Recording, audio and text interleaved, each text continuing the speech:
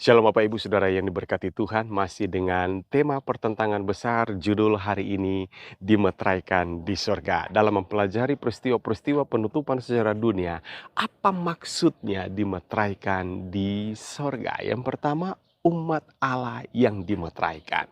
Dalam krisis yang akan datang mengenai ibadah, umat Allah yang setia tidak akan menyerah pada tekanan-tekanan duniawi. Mereka akan dimeteraikan oleh Roh Kudus. Efesus 4 ayat 30, dan tidak dapat digoyahkan. Karena konflik terakhir berpusat pada penyembahan dan otoritas Allah. Sebagaimana dinyatakan dalam hukumnya, kita mengharapkan meterai Allah tertanam di dalam hukumnya. Dirujuk dari Yesaya 8 ayat 16. Kemudian yang kedua, tujuan dimeteraikan. Pada zaman kuno, segel atau meterai membuktikan original atau keaslian dokumen-dokumen resmi. Meterai adalah tanda yang khas dan individual.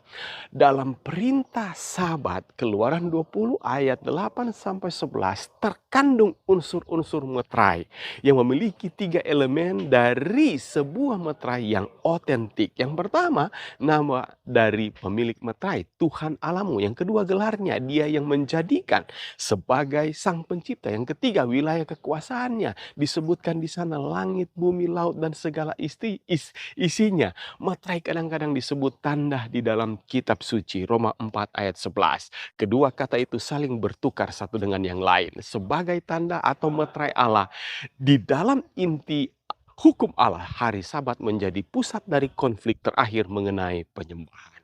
Meterai Allah ditempatkan di dahi.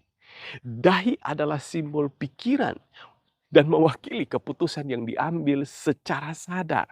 Sedangkan tanda binatang itu diterima baik di dahi maupun di tangan, yang menunjukkan bahwa orang-orang yang diyakinkan secara intelektual dan dengan pilihan mereka sendiri menerima kebohongan Satan, atau sebagai alternatif mereka menyesuaikan diri dengan penyembahan palsu agar tidak dibunuh. Oh saudaraku, setan membenci orang-orang yang taat kepada Allah.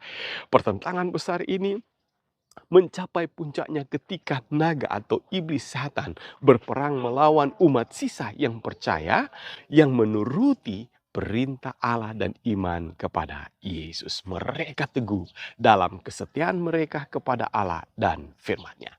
Ajakan dari renungan pada hari ini adalah agar kita terhindar dari menerima tanda binatang dan hanya menerima tanda Allah dimeteraikan oleh surga.